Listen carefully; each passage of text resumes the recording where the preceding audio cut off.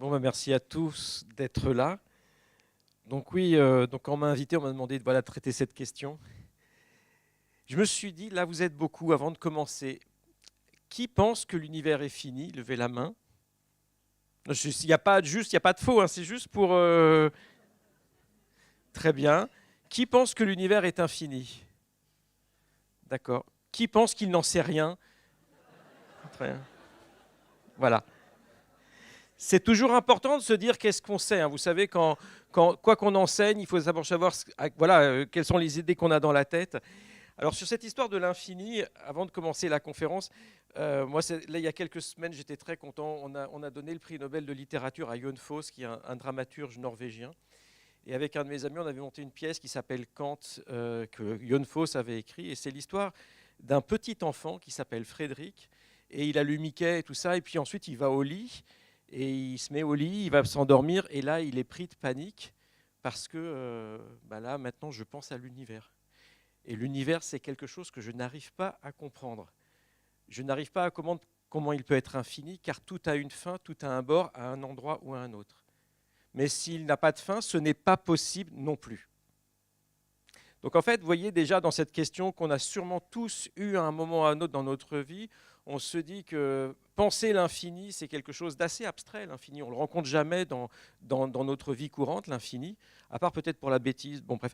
Mais ça, c'est pas de moi, c'est d'Albert Einstein qui disait que pour l'univers, il ne savait pas, mais pour la bêtise, il en est à peu près sûr, pour la bêtise humaine. Ceci mis à part, on ne rencontre jamais l'infini. Tout ce que l'on connaît, ce sont des choses finies qui sont plus ou moins grandes. Et donc, il faut, à partir de ces quantités, arriver à imaginer l'infini. Et ça a questionné aussi bien les philosophes que les mathématiciens d'arriver à comprendre l'infini. Donc cette question, à chaque fois que vous êtes confronté à l'infini, vous avez déjà un problème. Et quand il s'agit de l'univers, c'est encore pire. Alors ce soir, je me suis dit que, de toute façon, je ne vais pas pouvoir parler de tout, je ne suis même pas sûr d'être capable de vous donner une réponse. Et déjà de se rendre compte que cette question, vous voyez, elle est un peu à la marge de la cosmologie et de la métaphysique. On parle de l'univers, mais déjà il faut dire ce que c'est que l'univers. Et souvent, il y a des questions, quand on parle de notre univers, on arrive à dire un certain nombre de choses sur l'univers. On va dire que c'est ce que j'appelle, moi, la cosmologie avec un petit c, celle qui parle d'astrophysique, des choses qu'on est capable d'observer. Et à partir de ça, on imagine, on se fait des représentations de l'univers dans son ensemble. Des cosmologies que j'appelle avec un grand C, pour rappeler le fameux cosmos des Grecs, quoi. Donc c'est cette création qui est une création un peu mythologique, qui est l'espace dans son ensemble, mais sur lequel, en fait, on pose des questions auxquelles peut-être on ne pourra pas donner de réponse. Est-ce que l'univers a toujours été là? Qu'est-ce qu'il y avait éventuellement avant l'univers? Est-ce qu'il est infini, fini? En fait, on se rend compte que comme on va apporter des réponses finies sur ces objets-là, eh bien, on va peut-être avoir, des fois des questions qui vont être à la marge entre la science et la métaphysique. Donc ça, c'est aussi un très bon exemple pour vous montrer le dialogue qu'il peut y avoir entre la démarche scientifique, qui va donner des réponses avec une certaine certitude et qui va dire là, je ne peux plus répondre. Pour moi, c'est un des grands atouts de la science, c'est qu'elle sait aussi identifier les limites de ce qu'elle affirme. Elle dit là, je n'ai plus de réponse. Et le fait qu'elle n'ait pas de réponse ne veut pas dire que la science n'est mise en défaut, c'est juste que ce qu'elle a construit ne permet pas de dire plus. Et puis la métaphysique, qui elle se permet de construire des représentations à partir de ce que la science nous apprend du monde. Et puis éventuellement, il va rester toujours une petite marge de choses où on ne saura pas. Et moi, je l'adore, cette petite marge, parce qu'en fait, vous voyez, c'est la marge entre, on va dire, ce que l'on sait et puis tout ce qu'on peut imaginer qu'on ne peut pas prouver qui est faux. Et il y a un très, très beau mot de Baudelaire qui dit, la certitude astronomique n'est pas si grande que la rêverie ne pourra jamais se loger dans les pourra toujours se loger dans les vastes lacunes non encore explorées par la science moderne. Et ça, c'est bien, parce que ça veut dire que, quel que soit notre niveau de connaissance, ça n'annihile pas la rêverie, la poésie, la créativité, et même d'avoir des croyances qu'on ne va pas pouvoir faire sortir en fait, par la science. Donc ça, c'est quelque chose qui est important, et je pense que cette question, quand on parle de l'univers, elle nous permet d'avoir des exemples concrets sur ce sujet. Alors ce soir, je vais poser une série de questions. Déjà, quelle est la taille de l'univers? Quelle est la taille de l'univers? On sait qu'il fait plus que quelques kilomètres, on a la taille de Paris, mais voilà, si je devais mettre, pas la taille, parce que peut-être je ne vais pas arriver à le mesurer, mais je voudrais déjà dire, l'univers est plus grand que. Est-ce que je peux mettre quelque chose dans ce plus grand que? Plus grand que combien de kilomètres? Est-ce qu'on peut observer tout l'univers? Et ça, je vais vous montrer qu'on on va avoir une déception là-dessus. Est-ce qu'on peut observer tout l'univers? Comment construire un univers fini? Donc, je vous ai dit le paradoxe que se pose ce petit enfant. Si l'univers est fini, qu'y a-t-il après l'endroit où il finit? Donc ça, je vais vous apprendre à construire des univers finis. On fera un petit peu de trucs avec des papiers, puis je sais pas, on va voir. Et puis, finalement, que sait-on de la finitude, de l'infinitude de l'univers aujourd'hui? Et ça repose sur des travaux que j'avais fait avec un certain nombre de collaborateurs dans les années, fin des années 90, début des années 2000, en particulier le mathématicien Jeff Weeks aux États-Unis, Jean-Pierre Luminet, puis Alain Riazuelo, Roland Lehoucq aussi, peut-être des gens que vous connaissez. On avait travaillé pendant une quinzaine d'années pour mettre des contraintes sur ça. Donc voilà, ça c'est un peu le programme. Et comme vous avez un cycle sur l'infini, je me suis dit que quand même j'allais vous donner une définition qui m'avait beaucoup, un petit passage, une petite citation de Jonas Kohn, qui est un philosophe, vous voyez, de la fin du 19e siècle, qui dit, alors on ne va pas tout lire, mais il dit quelque chose de très fondamental en fait par rapport à ses réflexions sur l'infini et sur notre capacité à nous, humains, à comprendre l'univers. Il dit, voilà, l'esprit humain possède, semble-t-il, deux aspirations fondamentales qui sont inconciliables. Parmi celles-ci, il y en a une que notre langage exprime à l'aide d'une image très hautement significative. Elle considère que le synonyme de connaître, ce sont les mots de saisir et de comprendre. Vous êtes d'accord avec ça? Bon, ça, c'est des choses de français, saisir, comprendre. Ça veut dire je connais les choses. Mais nous ne pouvons comprendre, dans le mot prendre, dans le mot comprendre, il y a le mot prendre. Dans le mot saisir aussi, c'est je saisis un objet. Et ça veut dire ce que vous comprenez, ce sont les choses dont vous êtes capable de saisir, de tester, de palper les limites. Et donc, parce que vous arrivez à comprendre quelles sont ces limites, que vous arrivez à comprendre cet objet. Et en fait, comme vous avez une limite, votre esprit peut toujours demander pourquoi cette limite, qu'y a-t-il au-delà de cette limite? Et il dit, voyez, il semble que nos opérations, elles, intellectuelles, sont illimitées. Alors ça, on n'en sait rien, mais en tous les cas, on n'a pas pour l'instant trouvé de limite. On pourra toujours poser la question de pourquoi. Quelle que soit la réponse que je vous donnerai, vous allez toujours pouvoir me demander pourquoi ça. Ça, c'est quelque chose. Donc, si vous rentrez dans ce défi de vouloir comprendre la nature, vous allez toujours expliquer des choses et vous allez toujours avoir la question pourquoi c'est comme ça et pas autrement. Et là, il y a un moment où vous n'aurez plus de réponse. Donc, il faut déjà se dire que dès le départ, on va être un peu insatisfait. Mais ce n'est pas grave parce qu'on a appris plein de choses et donc on est aussi joyeux d'avoir appris tout ça. Et donc, voilà, au-delà de chaque limite, qu'y a-t-il? Donc ça, c'est quelque chose qu'il faut garder à l'esprit, c'est-à-dire qu'on aura des réponses, on n'aura pas toutes les réponses, et heureusement, parce que sinon, qu'est-ce qu'on ferait si on avait toutes les réponses? Ça ne serait pas très, très, très drôle. Alors, je vais commencer donc par ce premier sujet. Quelle est la taille de l'univers? Ou est-ce qu'on peut dire que l'univers est plus grand que quelque chose? Et en fait, là, il y a une très, très longue histoire qui commence à l'Antiquité, parce que la réponse va dépendre de ce que l'on appelle univers. Qu'est-ce que c'est que l'univers? Et ça, l'univers d'un grec, il y a plus de 2000 ans, ce n'est pas l'univers de nous aujourd'hui, et ce n'est pas l'univers même de l'époque de Newton. Donc en fait, comme la notion d'univers a changé, eh bien, la réponse à cette question a aussi changé avec le temps.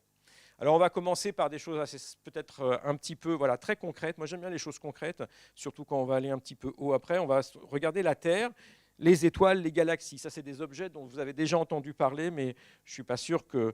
on les prend pour acquises, mais c'est intéressant de retourner à des questions assez naïves.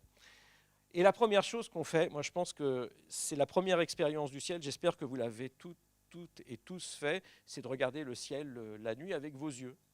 C'est quelque chose qui est fondamental, parce que là, on se met là et on dit qu'est-ce qu'on voit. Et qu'est-ce qu'on voit? Et si on ne vous a pas dit, la seule chose que vous voyez, ce sont des points lumineux. Et puis ces points lumineux, éventuellement, vous allez voir que certains sont disposés les uns par rapport aux autres tous les soirs de la même façon, qu'éventuellement pendant la nuit, ils vont dériver d'une certaine façon. Et puis qu'il y en a d'autres un petit peu plus lumineux, par exemple celui-là, qui ce soir va être ici par rapport à cette étoile, et puis demain ici, et puis ainsi de suite. Donc des sortes d'astres qui ne sont pas toujours au même endroit, et qu'on a appelé, que les Grecs ont appelé les astres errants. Et ça, les astres errants, donc ça va donner le mot planète. Planète, c'est errer. Et donc, ça va nous donner ces planètes. Donc, en fait, si on regarde le ciel, on voit qu'il y a déjà deux types d'objets. Mais vous vous rendez compte que tant que vous n'avez pas une lunette ou quelque chose pour les observer, vous n'en savez pas plus. Vous avez des points lumineux et ils ne se comportent pas pareil d'un soir sur l'autre dans votre ciel. Et puis, ces points lumineux, vous les avez sûrement déjà vus. Mais si je vous demande de me dire à quelle distance se trouvent ces étoiles, est-ce que vous êtes capable de me le dire? Non, vous n'êtes pas capable de me le dire. Est-ce que donc ces étoiles, elles ont été là depuis que vous êtes enfant, et puis voilà. Est-ce qu'elles ont toujours été là? Je ne sais pas, je vous pose la question, on va en parler, mais est-ce qu'elles ont toujours été là? Est-ce qu'elles seront toujours là? Ah, vous en savez des choses, vous en savez bien. Donc voilà, donc, vous vous rendez compte que déjà, juste regarder le ciel, c'est quand même un puits de questions qui est presque sans fond. Et en fait, je pense que, moi j'ai tendance à dire que l'astronomie, c'est un peu la mère de toutes les sciences. C'est-à-dire qu'une fois qu'on s'est posé, qu'on a regardé le ciel, eh bien, ça va ouvrir vers la philosophie, ça va ouvrir vers la géométrie, mais vers la poésie aussi, parce qu'en fait, ce ciel, il nous donne des frissons. Et on reviendra peut-être sur ça juste tout à l'heure. Donc, si on remonte à nos ancêtres, intellectuellement parlant, les Grecs, hein, comment est-ce qu'ils représentaient le monde? Ça, ce sont des dessins de Guillaume Duprat, qui a écrit un livre sur les représentations des cosmologies. Voilà, comme je lui avais fait des petits trucs, il m'a donné l'autorisation de les utiliser. Vous avez deux représentations du monde. Un monde dans une mythologie égyptienne. Donc là, vous reconnaissez la mer Rouge et puis le Nil, la Méditerranée. Et puis ici, chez les Grecs. Alors c'est intéressant parce qu'en fait, là, finalement, on connaît tout l'univers. L'univers, en gros, c'est l'espace qui est un peu autour de vous. Finalement, c'est l'espace que vous pouvez explorer. Je veux dire, à pied, en bateau, qu'est-ce qu'ont fait les Grecs? Principalement, ils se sont cantonnés à la Méditerranée. Et puis autour, il y a un océan. Et en fait, ils n'ont jamais pu explorer cet océan-là. Et comme on ne peut pas penser l'infini, on met un bord. Et ce bord, on l'entoure d'une rivière, d'un fleuve ou d'un océan. C'est Océanos, en fait. C'est un océan qui est quasiment infranchissable, ce qui fait que tous ceux qui y vont s'y perdent, peut-être par des naufrages. Et donc, comme ça, vous êtes protégé de l'extérieur. Donc, vous êtes dans une bulle. Et puis, cette bulle, elle a un centre. Où est-ce que se trouve le centre du monde? Voilà, c'est ça, exactement. C'est à Delphes, le centre du monde. C'est quand même chouette, un univers dans lequel vous savez où se trouve le centre du monde. C'est agréable. Et puis voilà, vous pouvez aller questionner à Delphes. Et puis surtout, il y a des prédictions. Alors souvent, ça fait rigoler aujourd'hui ces mythologies comme ça. On se dit oui, c'est un petit peu, c'est des petites histoires. Mais en fait, elles donnent des prédictions. En fait, si vous lisez les textes, en fait, on vous dit que si vous montez à l'Olympe et que vous lâchez une enclume, eh bien cette enclume va mettre 9 jours pour arriver sur Terre et ensuite 9 jours pour arriver dans les tréfonds de l'Hadès. Donc, éventuellement, si vous êtes capable de faire une expérience, vous avez une prédiction, éventuellement, vous pouvez mettre ce modèle en défaut. C'est presque un modèle scientifique, on va dire. Il fait des prédictions sur des objets qui tombent. Moi, je trouve ça assez fabuleux. Alors, je plaisante un petit peu, mais il y a certaines théories physiques qui, aujourd'hui, font moins de prédictions que ça. Donc, c'est aussi pour ça, c'est un peu pour me moquer de certains de mes collègues, parfois. Donc, non, mais gentiment. Donc, vous voyez, vous avez toute une histoire, et finalement, ce lieu-là, cet univers, c'est le lieu, en fait, de la vie des dieux et des hommes. Et en fait, c'est là-dedans, c'est la scène de théâtre, en fait, de tout ce qui peut se passer dans l'univers. Et on ne se pose pas la question de ce qu'il y a au dehors. Cela n'existe pas. On ne le conçoit pas. Il n'y a rien. Et on ne se pose pas la question du bord. On ne se dit pas, qu'est-ce qui se passe si je m'approche du bord, qu'est-ce qui se passe? On ne vous le dit pas. Donc ça, c'est les premières représentations du monde. Et puis ensuite, je pense que voilà, c'était quand même des Grecs, ils étaient près de l'océan. Et on se rend compte que si je regarde l'océan ou la mer, je vois le soleil se coucher, il y a un horizon. Si je suis au milieu de l'océan, je vais regarder, et partout où je vais voir, je vois à une distance finie. Alors aujourd'hui, on sait que c'est parce que la Terre est courbe, et donc on peut savoir à peu près à quelle distance on peut voir en mer. Et donc, à l'époque, ça, on ne le savait pas. Et donc, on peut imaginer qu'à partir de ces observations, on peut imaginer, comme le fait Anaximandre, que la Terre est plate. Vous voyez, donc c'est à peu près la même représentation qu'on avait tout à l'heure. La Terre est plate et flotte au centre de l'univers. C'est important qu'elle soit au centre, parce que comme elle est au centre, il n'y a pas de direction privilégiée où aller. Donc comme ça, elle est bien stable au centre, elle ne bouge pas. Donc le fait d'être au centre, c'est comme c'est l'endroit assez particulier, eh bien vous n'avez pas envie de bouger. Tandis que les corps qui ne sont pas au centre, alors s'ils sont assez près, eh bien ils vont avoir envie de venir au centre. Et donc cette envie d'un objet d'aller au centre, c'est la gravitation, donc il tombe. C'est comme ça qu'Aristote explique la gravitation. Et donc et les astres qui sont autour, en fait, eux ont un mouvement qui est au-delà de la Lune, vont avoir des mouvements qui sont différents. Donc ça, c'est cette image qu'on a de cette Terre plate qui flotte au milieu de l'univers. Et très vite, c'est au 5e siècle, oui, 6e siècle, 5e siècle, on commence à se poser la question parce qu'on fait une observation, quand je dis on l'attribue à Pythagore, c'est de voir une éclipse de lune. Est-ce que vous avez déjà vu une éclipse de lune? Oui.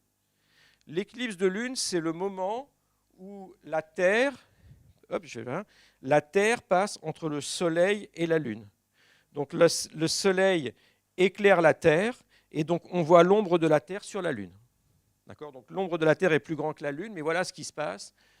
Vous avez ici, vous avez la Terre ici, et vous allez voir en fait l'ombre de la Terre sur la Lune ici. Si vous voyez l'ombre d'un objet, vous pouvez commencer à avoir des idées sur la forme de cet objet. Donc ça, c'est simple, vous pouvez vous amuser à la maison, vous prenez une lampe, un objet, et puis vous faites un écran, et puis vous regardez, vous tournez l'objet. Et ce qu'on a remarqué, c'est que l'ombre de la Terre sur la Lune, eh bien, c'est toujours un disque. Pas juste une seule fois. Systématiquement, c'est un disque. Alors on peut se poser la question de savoir quel est l'objet qui, quand je l'éclaire, a une ombre qui est toujours un cercle. Alors si c'était une fois, ça pourrait être un cylindre, par exemple. Un cylindre, si je l'éclaire comme ça va me donner un cercle, mais peut-être qu'une autre fois, je vais le voir de travers, ça va donner un rectangle. Le seul objet qui, quand il est éclairé, donne toujours comme forme un disque, eh bien, c'est la sphère. Et ça, c'est intéressant parce qu'on retrouve dans des écrits, c'est du XIIIe siècle, 14e siècle, un argument qui a été attribué à Pythagore, qui dit la chose suivante, qui dit bien, on voit l'ombre de la Terre, donc ça c'est le Soleil, on voit l'ombre de la Terre sur la Lune, et voilà sa forme, c'est un disque. Et l'argument dit, voyez, si la Terre était un carré, eh bien l'ombre de la Terre, voilà ce qu'elle serait. Cette fois-ci, il a inversé, le Soleil se trouve ici. Ça, c'est la Terre. Si la Terre était triangulaire, son ombre serait un triangle. S'il était un hexagone, son ombre serait hexagonale, et ainsi de suite. Donc le fait que l'on voit l'ombre comme un disque, eh bien, veut dire que la Terre est sphérique. Donc on attribue cet argument à Pythagore, vous voyez, c'est 5e siècle avant notre ère, et c'est déjà assez fou, parce qu'il n'y a pas besoin de bouger, il n'y a pas besoin de faire de voyage, il suffit de connaître un tout petit peu de géométrie, de savoir ce qui se passe quand on regarde une ombre, la relation entre la forme d'une ombre et la forme de son objet, et on arrive à avoir une idée que la Terre est finie. Et que la Terre n'est pas finie, oui, donc c'est une sphère, donc la Terre est finie. Et ça, c'est quelque chose d'assez important parce qu'il n'y a pas besoin de voyager, il n'y a pas besoin d'aller dans l'espace, il n'y a pas besoin de faire le tour du monde comme Magellan pour prouver qu'on peut revenir au même point en allant toujours tout droit. Il suffit de regarder ces ombres. Et je pense que c'est aussi une des puissances en fait, de la pensée grecque grâce à la géométrie, et qui est celle qu'on va devoir utiliser, c'est de comprendre des choses sur l'univers sans avoir besoin d'y aller. Je ne peux pas voyager dans l'espace, vous non plus. On a été ils sont allés à 400 km dans la station internationale, la banlieue proche, ou sur la Lune, le plus loin, l'homme qui était le plus loin, c'est sur la Lune. Donc vous voyez, on n'a presque pas bougé, c'est un micro-saut de puce. Donc en fait, on ne voyage pas dans l'univers, il va falloir apprendre des choses sur l'univers à partir d'ici, sans pouvoir bouger, sans pouvoir tirer une règle pour mesurer des distances. Donc ça, c'est quelque chose d'assez important, et on voit déjà que par cette pensée-là, on a une idée sur la forme de la Terre. Et puis, très rapidement, avec un petit peu plus de géométrie, eh bien, Ératosthène, qui était le directeur de la grande bibliothèque d'Alexandrie, eh bien, va se dire, mais regardez, si la Terre est sphérique, si je mets un bâton comme ça, et à la même heure, donc si je prends deux points qui sont sur le même axe nord-sud, sur le même méridien, eh bien, ce bâton, il appelle ça un gnomon, c'est comme dans les cadrans solaires. Vous voyez, ici, l'ombre va se porter ici, mais si je suis là comme ça, eh bien, je ne vais pas avoir d'ombre. Donc, si je suis plus au sud ou plus au nord, eh bien, je ne vais pas avoir la même longueur de l'ombre. Donc ça, là aussi, il fait un raisonnement mathématique. Et donc, ce qu'il lui faut, c'est deux bâtons qui sont plantés sur un axe nord-sud, ici. Et il va prendre un point donc, à Sienne, qui aujourd'hui s'appelle Assouan. Et ce qu'il veut, c'est que le soleil culmine, c'est-à-dire qu'il soit vraiment au zénith. Alors ça arrive que si vous êtes entre les tropiques, d'accord, sinon le soleil culmine jamais au zénith. Et donc, vous voyez, Assouan est quasiment sur le tropique de Cancer, donc ça marche quasiment. Donc, il y a un moment, il va savoir quelle est l'ombre, le moment où l'ombre du soleil ici va être perpendiculaire. Et ici, à Alexandrie, il va être capable de mesurer l'ombre la plus longue qu'il va avoir, c'est-à-dire le moment où le soleil, la plus courte qu'il va avoir, donc le moment où le soleil va être à son maximum. Et donc, il va mesurer cette distance. Il va en déduire avec un peu de géométrie cet angle, et ça va lui permettre d'avoir une idée, s'il connaît cette distance-là, de pouvoir mesurer, comme il a mesuré cet angle, et bien avec un rapport de trigonométrie, de partir de cette distance-là, d'en déduire la circonférence de la Terre. Alors il faut connaître cette distance. Ce que l'on raconte, c'est qu'ils y sont allés avec des chameaux, et puis ils ont compté le nombre de pas des chameaux. Mais c'est une bonne méthode, ça marche assez bien. Et ce que l'on trouve dans les textes, c'est que la distance telle qu'exprimée en unité actuelle, ce serait 39 785 km, alors qu'aujourd'hui, on estime ça à 40 000. Donc vous voyez, vous avez une précision qui est excellente. Donc vous voyez, c'est ça qui est assez fort, c'est qu'avec une ombre et un bâton, on a la forme de la Terre et on a sa taille. C'est bien. C'est quand même assez utile, un petit peu de géométrie. C'est pour ça aussi qu'on aime bien cette pensée-là. Il n'y a pas besoin de choses très sophistiquées, parce que pour mettre ça en défaut, il faut vraiment tordre les choses sur la façon dont la lumière se propage et tout ça et tout ça. Donc c'est quasiment impossible. Donc on connaît la taille de la Terre, et puis après se pose la question de savoir de la taille de notre système solaire. Et à cette époque, et jusqu'en 1543 avec Copernic, on va supposer on pense que la Terre est au milieu du ciel, comme le faisait au milieu de l'univers, comme le disait déjà Aristarque, et puis que tous les astres, que ce soit donc la Lune, Mercure, Vénus, le Soleil, Mars et Jupiter, tournent autour de la Terre. Et ça, on ne va pas comprendre ces mouvements-là pendant très très longtemps. La seule chose que l'on sait faire à cette époque-là, c'est de mesurer la période en fait, de ces objets-là, mais on n'a pas de relation entre le temps qu'il faut pour qu'un astre fasse le tour de la Terre et la distance qu'il se trouve de la Terre. Alors il y a certaines théories, en particulier du Pythagore, qu'on appelle l'harmonie des sphères, sur les rapports de ces orbites-là, mais c'est quelque chose qui n'est pas du tout vérifié expérimentalement, donc on n'a aucune idée des tailles dans le système solaire. Et donc il va falloir attendre assez longtemps pour commencer à avoir une idée de ces tailles-là. Et une façon de faire, ça va être en particulier de regarder les éclipses. Vous voyez qu'au moment où il y a une éclipse de Soleil, donc cette fois-ci c'est la Lune qui se place entre le Soleil et la Terre, et bien dans ce cas-là vous avez le disque lunaire qui couvre exactement le disque solaire. Et donc, si vous avez le rapport des rayons, va être dans le même rapport que dans le rapport des distances. Et donc, il va falloir connaître une distance, et ça, à l'époque, ils ne l'ont pas. Mais cependant, ce qu'ils vont comprendre, c'est que, eh bien, on peut observer le même astre, peut-être depuis, on était à Alexandrie tout à l'heure, et puis un peu plus dans le nord, peut-être vers Paris ou vers l'Angleterre. Et comme on n'observe pas du même point, eh bien, il va y avoir un effet qu'on appelle un effet de parallaxe. Ça, vous pouvez tous l'expérimenter. Si vous me visez tous avec votre pouce comme ça, avec un œil fermé, d'accord, ça vous pouvez le faire. C'est bien, si vous ne l'avez jamais fait, faites l'expérience, c'est bien, c'est concret, ça marche. Et maintenant, vous changez d'œil, et vous voyez que ce n'est plus aligné. D'accord ? Qu'est-ce qui se passe ? Une fois, vous regardez de là, une fois, vous regardez de là. Vous avez votre doigt qui est ici, donc une fois, vous regardez comme ça, une fois, vous regardez comme ça. Moi qui suis loin, je bouge à peine, parce que je suis très loin, mais l'objet qui est votre pouce, qui est assez proche, lui, se déplace beaucoup. Donc vous voyez qu'avec cet effet-là, si j'observe un astre qui est assez proche depuis deux positions, les astres loin ne vont pas bouger, eh bien je vais pouvoir avoir une idée pour mesurer sa distance à partir du déplacement. C'est un petit peu l'effet que vous avez quand vous êtes en voiture ou en train. Les objets qui sont tout proches vont à toute vitesse, par exemple les poteaux, les barrières. Si vous regardez une vache dans le champ, elle va un peu plus lentement. Si vous voyez une montagne, un peu plus lentement, et puis si vous regardez la Lune, elle ne bouge pas.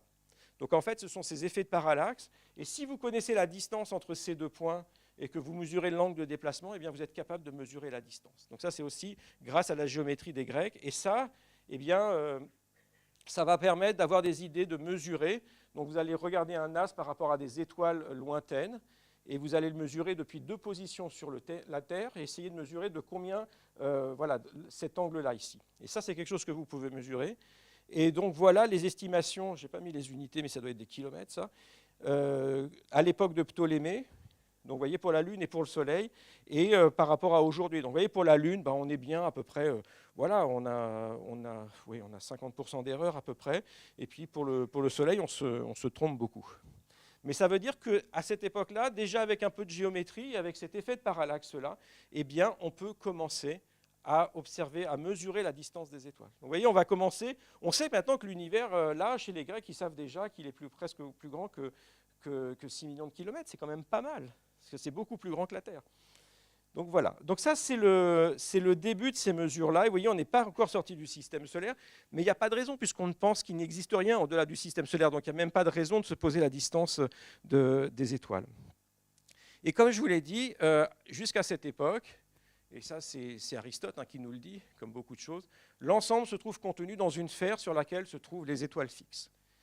Cette sphère, elle est autour de nous, Et comme vous voyez les étoiles tourner autour de vous en 24 heures, donc cette sphère doit tourner autour de la Terre. Et cette sphère, on va lui donner un nom, on va l'appeler Cosmos. Alors, est-ce que vous savez ce que veut dire le mot Cosmos? Des synonymes, quoi, des mots qui commencent par la racine cosmos en français? Ouais, cosmétique, cosmopolite, cosmonaute, par exemple. Donc ça a plusieurs sens. Donc le cosmos, c'est déjà l'ordre qui s'oppose au chaos dans la mythologie grecque. Donc c'est vraiment une force primordiale. Ça va être, comme dans le mot cosmonaute, ça va être l'espace. Ça va vouloir dire le sens d'espace. Et en effet, comme dans cosmétique, ça veut dire beauté. Parce qu'en fait, la cosmétique, c'était l'art de la parure. Et alors pourquoi est-ce qu'on utilise le même mot pour parler de la beauté, de la parure et du ciel et de l'espace? C'est quand même un truc bizarre, moi je ne savais pas, ça m'est tombé dessus aussi par hasard comme ça. Un jour je me suis dit mais tiens c'est bizarre, et en fait c'est parce que, donc là encore légende oblige, on attribue toujours à Pythagore le fait que c'est lui qui ait choisi ce mot pour décrire la voûte céleste, parce que ce qu'il disait c'est que l'émotion qu'il avait en regardant le ciel étoilé était la même émotion qu'il avait en regardant une femme qui aurait mis ses beaux bijoux, donc qui aurait mis sa parure. Et donc, d'où ce lien entre le cosmos, cette sphère étoilée qui est aussi une sphère qui serait la parure de l'univers, et donc qui le rend beau et brillant. Donc voilà cette voûte céleste, et on la voit tourner autour de nous. Voici ce que vous observeriez si vous posiez un télescope avec une plaque photographique, que vous laissiez en pause. Eh bien, vous verriez les étoiles. Alors, ici, ça ne bouge pas, c'est l'étoile polaire. Et puis la voûte céleste, donc voilà, cette étoile a bougé comme ça, celle-là a bougé comme ça. Donc toute la voûte céleste a tourné autour de ce point-là, mais les étoiles n'ont pas bougé les unes par rapport aux autres. Et donc on pense que cette voûte céleste doit tourner autour de nous, puis comme ça recommence tous les jours, elle doit faire un tour en 24 heures. Alors ça, c'est bien, mais c'est à la fois problématique, parce qu'à l'époque, on pense qu'aucun objet ne peut se déplacer à une vitesse infinie. Pourquoi? Je n'en sais rien, mais c'est ce qu'on pense. Et vous vous rendez bien compte que si une étoile doit faire le tour de la Terre en 24 heures, plus elle est loin, plus elle doit aller vite pour faire le même tour en 24 heures. Vous êtes tous d'accord avec ça? Si elle était à l'infini, à quelle vitesse elle devrait se déplacer? Une vitesse infinie. Et donc ça, ce n'est pas possible. Donc, dans cette pensée-là, dans la pensée qui va suivre Aristote, en fait, le monde ne peut être que fini, la voûte céleste ne peut être qu'à distance finie. Et vous vous rappelez que Galilée, il a dit, et pourtant elle tourne. D'accord? Ça aurait fait tout un foin et tout ça, on lui aurait fait un procès et tout. Et pourquoi? Parce qu'en fait, on s'en fout que la Terre tourne. Sur le fond, on s'en fout. Hein. Ça ne change rien du tout au monde que la Terre tourne sur elle-même.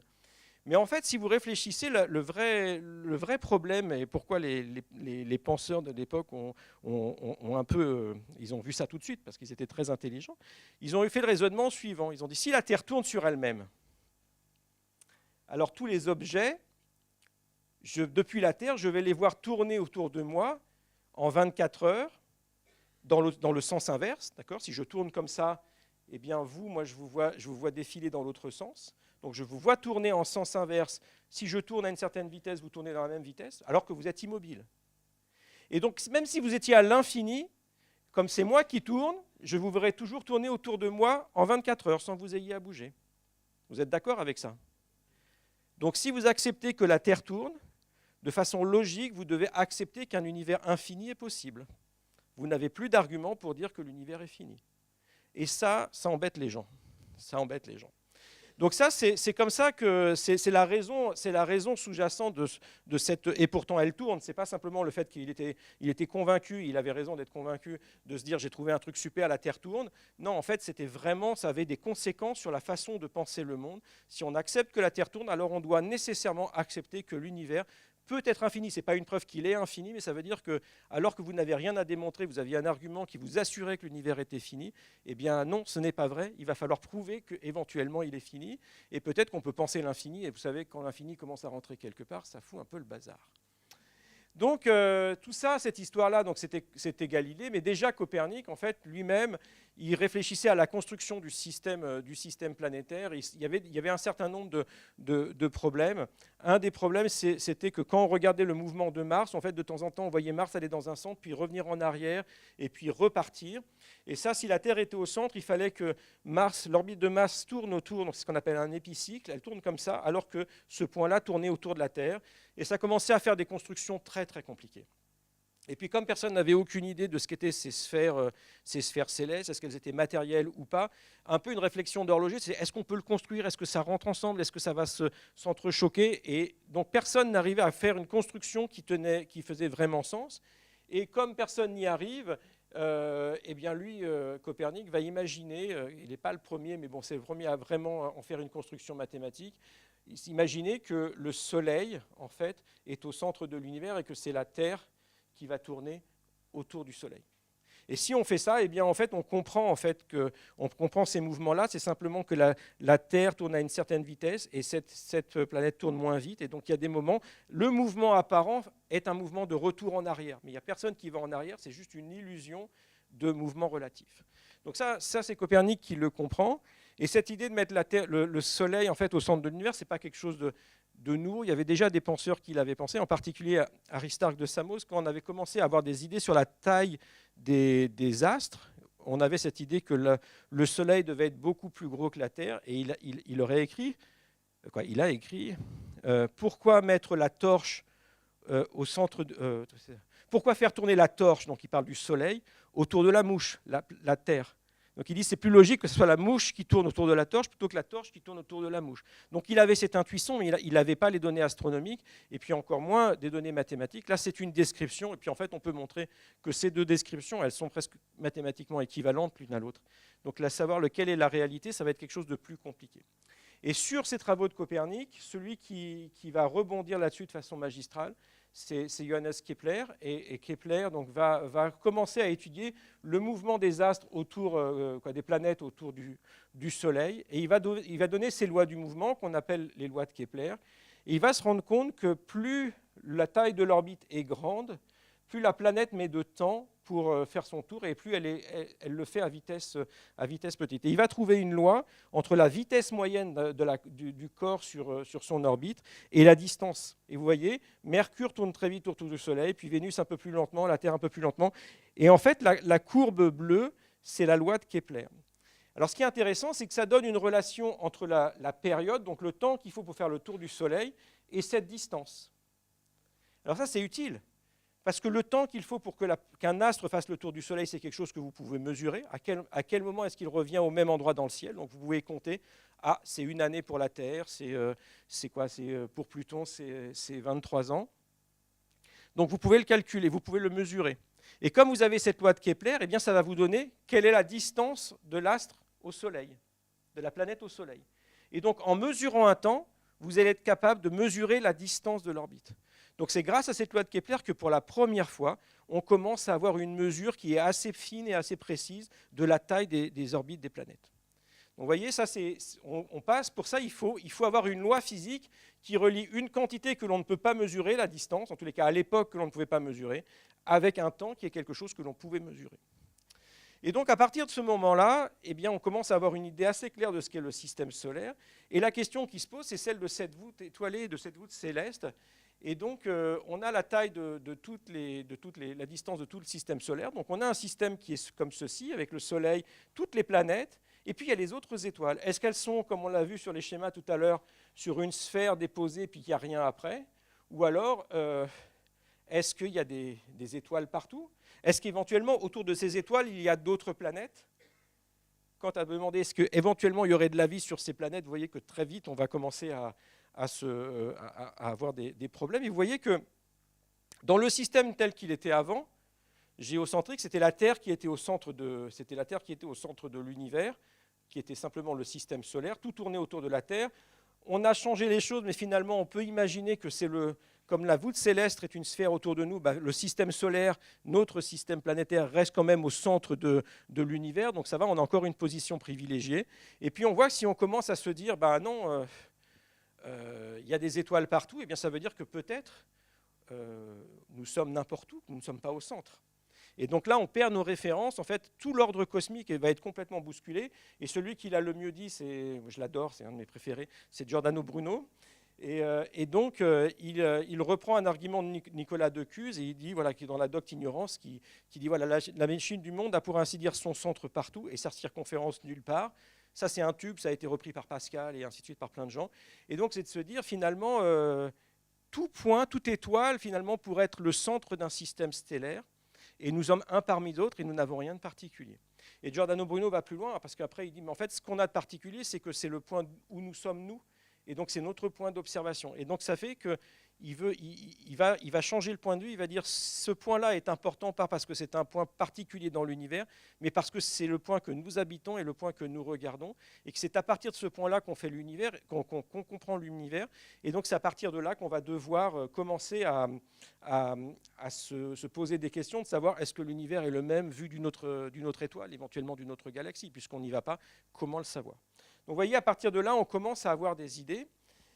Mais tout de même, ces étoiles, on n'a aucune idée de la distance à laquelle elles se trouvent. Et Copernic a des détracteurs. Et un des arguments qu'on oppose à Copernic, c'est le même qu'on a utilisé pour la parallaxe, c'est de dire, mais regardez, j'ai fait un petit truc là. Ouais. On lui dit la chose suivante, et les gens ont raison. Imaginons que vous observiez cette étoile qui est assez proche. Eh bien, en janvier, vous la voyez dans cette direction du ciel, donc par ici. Voilà, ici. Et puis la Terre tourne autour du Soleil. Au mois de juillet, vous êtes à l'opposé. Cette même étoile, vous la voyez dans cette direction. Donc au lieu d'être ici par rapport à ces étoiles très lointaines qui n'ont pas bougé, je la trouve ici. Donc vous devriez voir les étoiles proches bouger dans le ciel. Et à l'époque de Copernic, à l'époque de Galilée, à l'époque de Kepler, personne n'était capable d'observer ça. Et donc on disait, eh bien vous voyez, ça c'est la preuve que la Terre ne tourne pas autour du Soleil. On ne voit pas les étoiles proches bouger. Alors il y avait deux raisons pour ça. La première, c'est que on n'avait pas trop d'idées de la distance à laquelle se trouvaient ces étoiles et on estimait qu'elles étaient beaucoup plus proches qu'elles ne sont en réalité. Et puis, il fallait pouvoir mesurer des tout petits mouvements et ça, l'astronomie n'avait pas encore les outils permettant de faire ce type de mesure. Alors, le premier qui a été capable d'affirmer à quelle distance se trouvait une étoile, c'est Friedrich Bessel, qui est un mathématicien. Il est très connu pour ces courbes-là qu'on appelle les fonctions de Bessel, pour ceux qui aiment un peu les maths. Et donc, lui, il va observer ce mouvement d'une petite étoile, comme ça, l'étoile numéro 61 de la constellation du Cygne. Il la voit se déplacer et il va être capable d'estimer qu'elle se trouve à 100 milliards de kilomètres de la Terre. Ce n'est pas l'étoile la plus proche, mais c'est quand même une étoile assez proche. La plus proche se trouve environ à 40 000 milliards de kilomètres de la Terre. Donc, vous voyez, à partir de ce moment-là, on a un outil pour mesurer la distance des étoiles qui sont les plus proches. Donc, on va commencer à avoir une échelle de longueur. Et là, vous voyez, on peut commencer à affirmer que l'univers est plus grand que 100 000 milliards de kilomètres. Donc c'est quand même pas mal. On a augmenté, là, depuis la taille de la Méditerranée jusqu'à là, on a commencé à augmenter la taille minimale de l'univers. Et on va partir de chiffres qui sont de plus en plus grands. Donc les scientifiques vont utiliser des unités un petit peu barbares. Donc ce qu'on appelle le parsec, donc c'est en fait la distance à laquelle, quand vous faites le tour une orbite terrestre, vous voyez un objet se déplacer d'un arc seconde. Et puis on va aussi parler d'année-lumière. Alors l'année-lumière, c'est vraiment une distance, c'est la distance parcourue par les lumières en une année. Et ça, c'est important parce que c'est vraiment l'unité qui nous parle des distances cosmiques, en fait. C'est la bonne unité pour parler des distances dans l'univers. Alors pour vous faire une idée, là, le premier rang, vous êtes à peu près à quoi? On va dire 1 mètre de moi. Et 1 mètre, c'est 3 nanosecondes lumière. Donc ça veut dire que 3 milliardièmes, donc la lumière qu'il faut pour aller du premier rang jusqu'à moi, ou moi pour vous pour me voir, c'est 3 milliardièmes de seconde. Et puis au fond là-bas, vous êtes à 10 mètres, c'est plutôt 30 milliardièmes de seconde. Donc vous voyez, à chaque fois que je bouge, il vous faut 30 milliardièmes de seconde donc je suis toujours dans votre passé de 30 milliardièmes de seconde pour ceux qui sont en face de 3 milliardièmes de seconde. Donc ça, c'est quelque chose qu'on a appris parce qu'on a appris que la vitesse de la lumière était finie. Et ça va avoir des conséquences énormes. Il faut un certain temps pour que la lumière arrive d'un astre jusqu'à nous. Plus un astre est loin, plus il va falloir attendre de temps pour que sa lumière nous parvienne. Alors regardons les conséquences que cela peut avoir. Qu'est-ce que j'ai fait là? Non, mais ça, j'en veux pas. Donc voilà, donc là, on a la méthode des parallaxes dont je vous ai parlé tout à l'heure, c'est quelque chose qui a quand même été très utilisé pour faire des cartographies. Il y a eu un satellite qui a eu beaucoup de succès à la fin du XXe siècle qui s'appelle Hipparcos, où on a mesuré, vous voyez, la distance de plusieurs centaines de milliers d'étoiles avec des précisions de mieux que 1%. Et donc ça nous donne un peu la limite de faire la cartographie à l'intérieur de notre galaxie, mais pour aller plus loin, ce n'est pas suffisant. Et là, on s'est dit, il y a peut-être une autre méthode pour faire ça. L'autre méthode, c'est d'utiliser la lumière des étoiles. Regardez, si je prends une ampoule qui a une certaine luminosité et que je me mets à une certaine distance, que je mesure, voilà, on va dire à 1 mètre, et je mesure une certaine luminosité qui est 1, imaginons que je me rapproche. Ici, je divise la distance par 2. L'ampoule est plus proche de moi. Est-ce que je vais la voir plus lumineuse ou moins lumineuse? Plus lumineuse. Et combien de fois plus lumineuse? En fait, 4 fois. D'accord? Donc si vous avez un objet, si vous l'éloignez si sa distance double, il va être 4 fois moins lumineux. Si sa distance triple, il va être 9 fois moins lumineuse. Donc si vous avez des objets dont vous êtes capable de savoir qu'ils ont à peu près tous la même luminosité, alors quand vous allez au supermarché, c'est simple, vous achetez des ampoules avec un certain nombre de lumens pour mettre dans votre... Elles sont toutes calibrées, elles font exactement la même luminosité. Et pour les étoiles, on s'est rendu compte qu'il y avait un certain type d'étoiles pour lequel on pouvait calibrer la luminosité. Et donc on s'est dit, en fait, si on se restreint à ces types d'étoiles, par exemple ce qu'on appelle les étoiles de type céphéide, ou alors dans l'explosion d'une étoile qu'on appelle une supernova, on s'est rendu compte qu'on pouvait calibrer sa luminosité là où elle se trouve. Et donc en comparant la luminosité que nous on observe, eh bien, on disait moins elles sont lumineuses, plus elles sont loin. Et on était capable de mesurer leur distance. Donc vous voyez, on passe d'une mesure géométrique à une mesure physique, mais qui va s'appliquer à des objets qui sont d'autant plus loin. Et si on fait ça, on a commencé à faire ça au XVIIIe siècle, et au XIXe siècle même, et voilà la première carte de la galaxie qui avait été obtenue par William Herschel.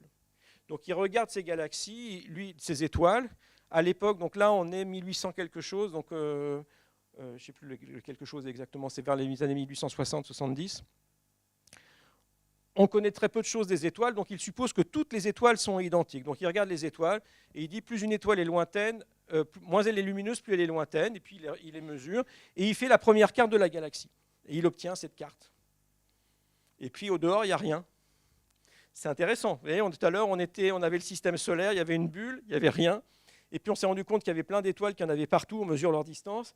On essaie d'en faire une carte, et là on a un truc qui est un peu limité, comme ça, une sorte de blob d'étoiles, petite île d'étoiles, et ce qui va devenir plus tard une galaxie, et on arrive à mesurer à peu près sa forme. Donc vous voyez que là, ça change radicalement, c'est-à-dire que notre système solaire n'est qu'un petit point ici dans cet ensemble ici qui va être la Voie lactée. Alors le premier qui avait observé cette Voie lactée et qui savait qu'elle était faite d'étoiles, c'est Galilée en 1610, mais il a fallu attendre Herschel pour... ah non, c'est plutôt 1820 quelque chose, ouais, c'est ça.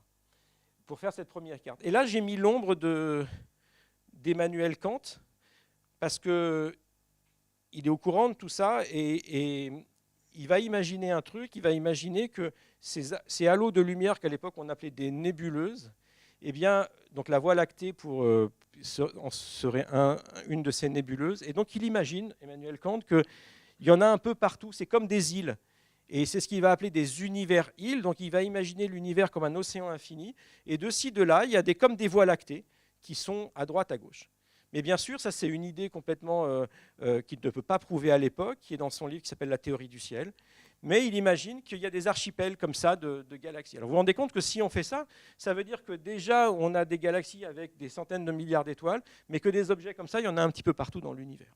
Donc là, vous voyez, on est en train de décupler les tailles, de décupler les nombres d'étoiles, et Kant n'en sait rien.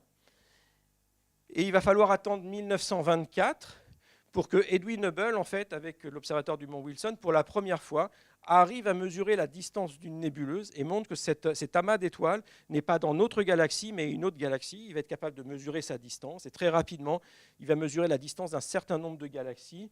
Et donc aujourd'hui, c'est quelque chose qu'on fait avec des télescopes de façon assez facile. Si on fait une photo, quoi, facile, façon de parler, parce que c'est des milliers de personnes pour travailler là-dessus et des années de traitement de données, mais ceci mis à part, on a des très belles images comme le Hubble Deep Field ici, où on voit des galaxies avec la forme presque de livre d'une galaxie, vous voyez, avec ce bulbe, ici une barre, donc des galaxies spirales, des galaxies elliptiques, et puis surtout des galaxies des rouges, des bleus. Donc on se rend compte qu'il y a une diversité dans ces objets.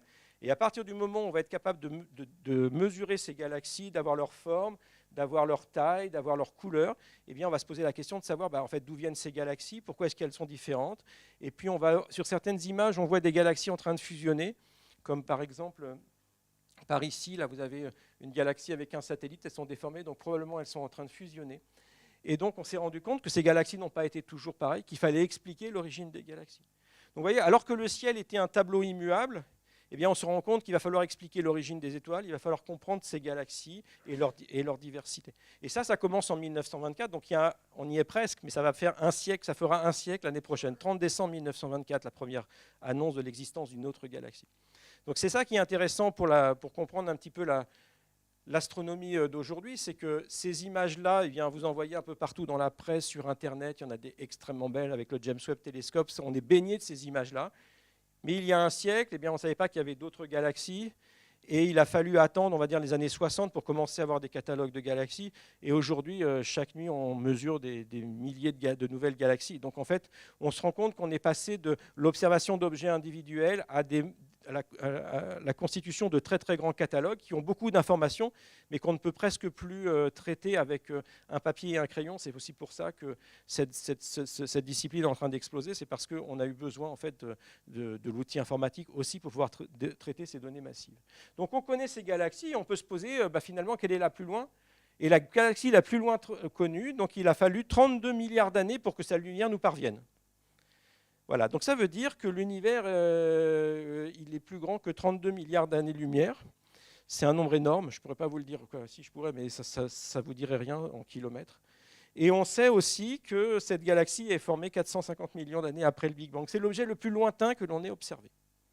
Et donc aujourd'hui, avec les nouveaux télescopes, à chaque fois qu'il y a un nouveau télescope, on nous annonce un record qui est battu, on trouve des galaxies toujours plus anciennes, toujours plus anciennes.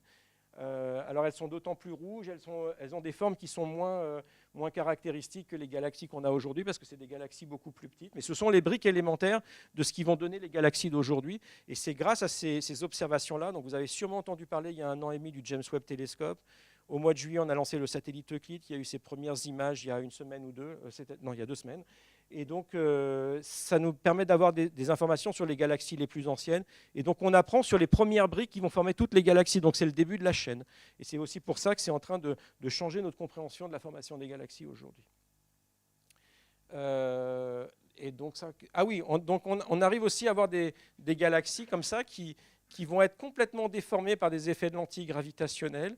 Et là, c'était celle du James Webb Telescope, celle-ci, la dernière qui a été détectée. Donc celle-là, 320 millions d'années après le Big Bang. Donc on a avancé un tout petit peu pour se rapprocher de l'univers.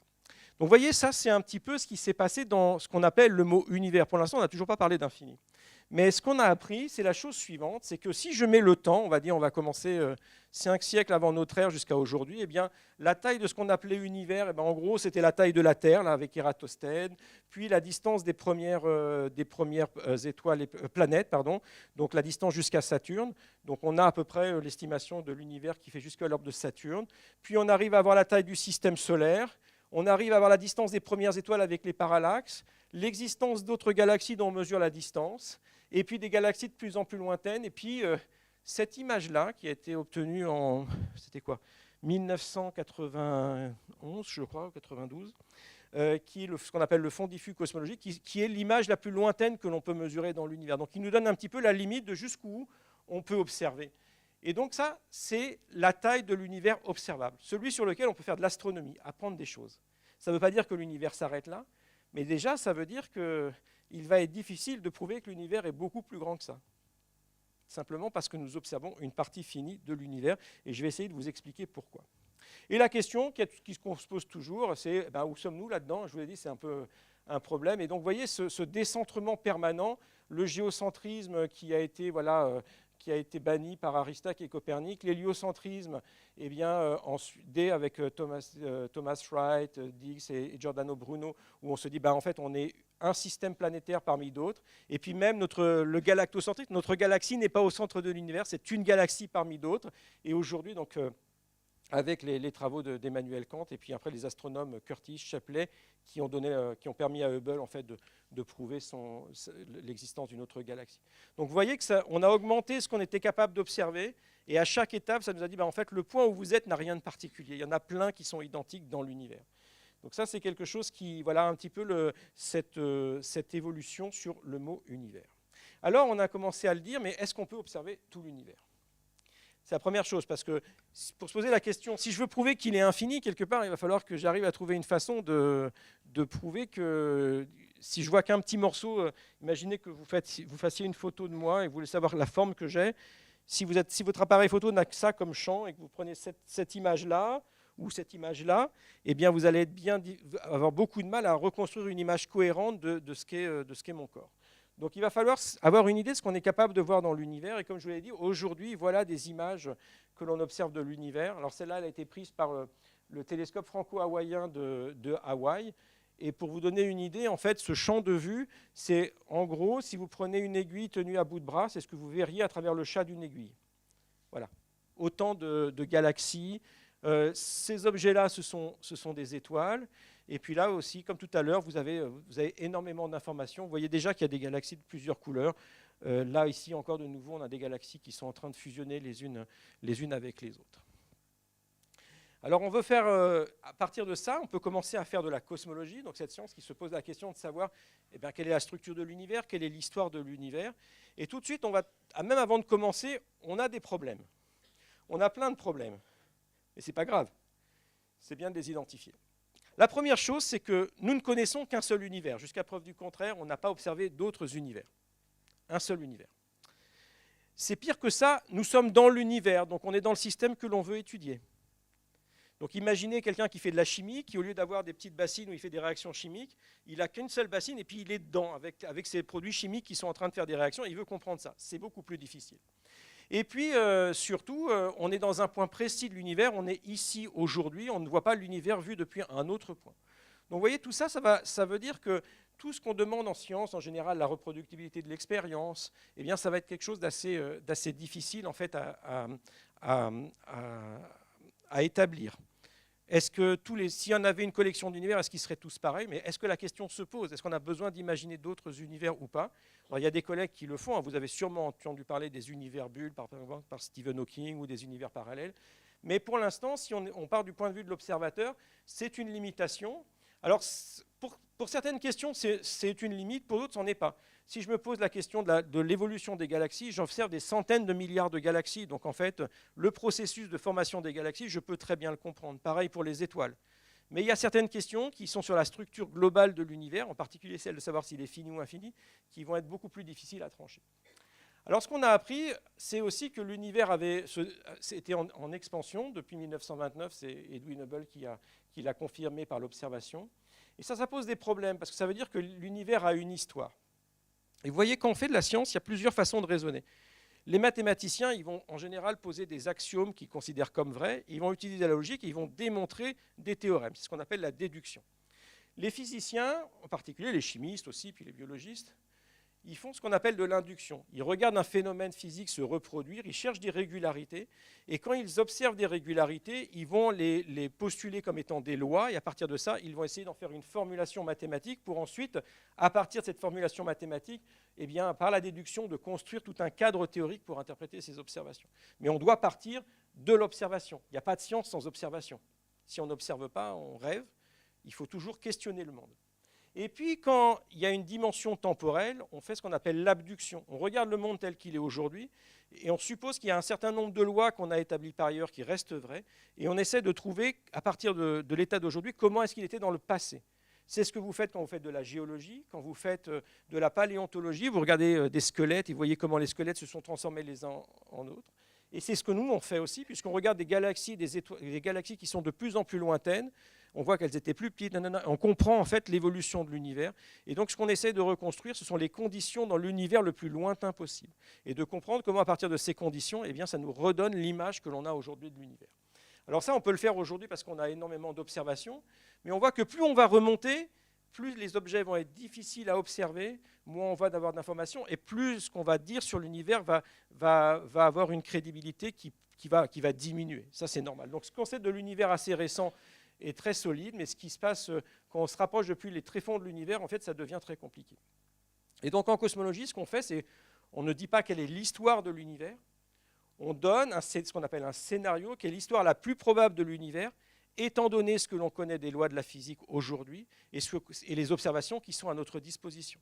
Et donc ce modèle, il a évolué au cours du temps parce qu'on a eu des observations qui nous ont montré que l'univers était plus vieux qu'on voulait, et ainsi de suite. Donc c'est quelque chose qui va toujours s'améliorer et qui va être... Et de temps en temps, vous avez des crises, vous avez une observation qui ne rentre pas dans le cadre du modèle, et vous ne savez pas s'il y a un problème avec l'observation ou si ça va vous demander en fait, de revoir tout le modèle. Et le reste, je vais le sauter parce que sinon on ne va jamais arriver à l'infini. Bon, vous direz, celui qui arrive à l'infini a gagné. Donc voilà. Donc cette histoire de la construction de notre modèle d'univers, elle a à peu près un siècle. Le premier modèle d'univers mathématique, c'est suite aux travaux d'Albert Einstein en 1917. Et puis ensuite, on va avoir différentes étapes. Je ne vais pas les détailler maintenant parce que je pense que je vais aller droit au point. Ce qui est important, ce qu'on a compris, c'est que l'univers avait un certain nombre de structures qu'aujourd'hui on comprend très très bien. Tout à l'heure, on a parlé de notre univers local, c'est-à-dire qu'on a des étoiles autour de nous, on peut voir leurs mouvements, on peut comprendre exactement comment tout ça fonctionne. On sait que ces systèmes stellaires en fait, sont dans des galaxies. Là, c'est une galaxie spirale comme notre Voie lactée. On est capable de savoir le temps qu'il faut. Donc, notre système solaire tourne autour de la Voie lactée. Est-ce que vous avez une idée de combien de temps il faut pour faire un tour de Voie lactée? Alors, millions d'années à ma gauche, qui dit mieux? 100 quoi? Ah, 150 millions d'années, c'est pas mal. 250 millions d'années pour faire un tour. D'accord? Sachant que le Soleil a 4 milliards 500 millions d'années, si je ne me trompe pas, ça fait 18 années galactiques. Il a fait 18 fois le tour.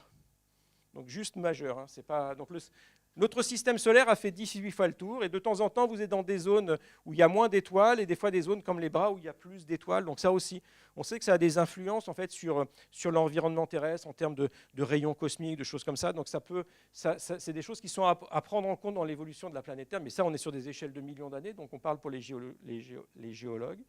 Et puis cette galaxie, elle est dans un environnement proche dans lequel il y a des galaxies satellites, des petites galaxies comme les nuages de Magellan. Notre plus proche voisine qui va être Andromède, qui se trouve à 2,5 milliards d'années-lumière. Et puis cet ensemble de galaxies se regroupe dans des filaments et autour de grands vides. Et donc quand vous regardez l'univers depuis très très loin, on était là, eh bien on voit qu'on a ces filaments, on a une structure comme en éponge, avec de la matière qui se regroupe en galaxies sur des longs filaments, et c'est vide. Et ce qu'on a compris, c'est comment en fait, cette structure émerge simplement sous l'action de la gravitation. C'est la gravitation qui prend la matière, et le fait que la matière s'attire, les endroits où il y a plus de matière continuent à s'attirer, donc ça va s'amplifier. Les endroits qui sont un petit peu sous-denses vont se vider, donc on va avoir des apparitions de vide et de zones comme ça de ces filaments. Et donc vous voyez, en un siècle, on a compris en fait quelle était cette structure de l'univers qui était complètement inconnue, on va dire même dans les années 50, 60, elle était inconnue. Donc ça, c'est vraiment en fait l'image qu'on a aujourd'hui de l'univers. Et alors bien sûr, dans ce cadre-là, il y a encore beaucoup de choses à comprendre sur exactement comment les galaxies se forment, et puis comment en fait ces structures, même si on a les grandes idées, il y a encore un certain nombre de problèmes sur la façon dont se passe cette structuration. Mais maintenant, je vais arriver à ce problème de l'univers. Voilà. Et à partir de là, on va vraiment plonger dans l'infini. Au XIXe siècle, grâce en particulier à Maxwell, on a compris que la vitesse de la lumière devait être finie. Alors elle vaut 300 000 km par seconde à peu près, c'est plutôt 299 000 quelque chose. Elle est finie. Ce qui veut dire qu'entre le moment où j'émets de la lumière et le moment où je l'observe, il y a toujours un temps qui se passe. Le modèle cosmologique nous a appris que l'univers avait 13,8 milliards d'années. C'est la mesure qu'on est capable de faire aujourd'hui. Donc vous comprenez bien qu'une galaxie qui est plus loin, qui est trop loin, tellement loin que sa lumière mettrait plus que 13,8 milliards d'années, je ne l'ai pas encore observée. Donc la finitude de la lumière et le fait que dans ce modèle-là, l'univers a un âge, fait que nous ne pouvons observer que les objets qui sont suffisamment proches de nous pour que leur lumière ait eu le temps de nous parvenir. Vous avez compris ça? Je vous le fais avec le plus beau film de l'histoire du cinéma. Est-ce que vous connaissez les deux façons de regarder un film? Il y a deux façons. Il y a habituellement, vous mettez là, vous regardez l'écran, il y a des images qui défilent. Ça, on va dire, c'est la version flow temporelle. Mais aussi, vous pouvez spatialiser le temps, c'est-à-dire vous pouvez, alors à l'époque, avec les DVD, ça ne marche pas, mais avec les bobines, vous avez une suite d'images. Donc on va faire ça, donc à droite la bobine, à gauche le film. D'accord? Donc ici une étoile qui va exploser, qui va mettre de la lumière qui va partir dans toutes les directions, donc ça va être des sphères qui vont s'éloigner de l'étoile. Et puis deux petits enfants là, qui adorent l'astronomie, à deux bouts de l'univers. Et puis ici, donc vous voyez, ça c'est la bobine. Donc cette image-là, la première image du film, elle est comme ça, c'est que j'ai mon étoile et puis j'ai mes deux enfants. OK? Maintenant, image suivante. Donc l'étoile a explosé, sa lumière, on est un certain temps, elle a parcouru cette distance. Il n'y a plus d'étoile, mais il n'y a plus que cette bulle de lumière. Est-ce que les enfants voient l'étoile qui a explosé? Non, puisque la lumière ne leur est pas encore arrivée. Et vous voyez à gauche, ici, vous comprenez donc la première image et la deuxième image. D'accord? C'est la même chose, mais là, j'ai la direction du temps qui est spatialisée. Et puis la troisième image. Voilà la troisième image. Ah, qu'est-ce qui se passe pour les enfants, là?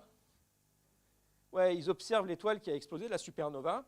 Et puis, bien sûr, l'image est celle-ci, c'est-à-dire que la bulle de lumière est beaucoup plus grande. Et donc, vous voyez, si je regarde, ici, j'ai une vision de l'espace avec le temps qui défile, la version cinéma. Et la version bobine, en fait, j'ai l'espace-temps, j'ai un ensemble de photos d'espace que j'ai empilées. Et cette structure qui est une pile d'images, c'est ce qu'on appelle l'espace-temps. Et donc, je peux regarder, vous voyez, dans l'espace-temps, ce point-là n'a pas bougé, donc sur chaque image, il est là. Donc, j'ai sa trajectoire dans l'espace-temps qui est une droite. Pareil pour l'enfant, il est toujours au même endroit, donc j'ai une droite. Mais pour la lumière, en fait, dans l'espace-temps, elle va se propager comme ça. D'accord? Et donc, voilà ce que j'ai dans l'espace-temps. L'étoile a explosé, et plus le temps passe, plus la lumière est à une distance qui est grande, jusqu'à arriver aux enfants qui sont là. Puis après, elle va continuer. Et c'est quoi cette forme? C'est un cône.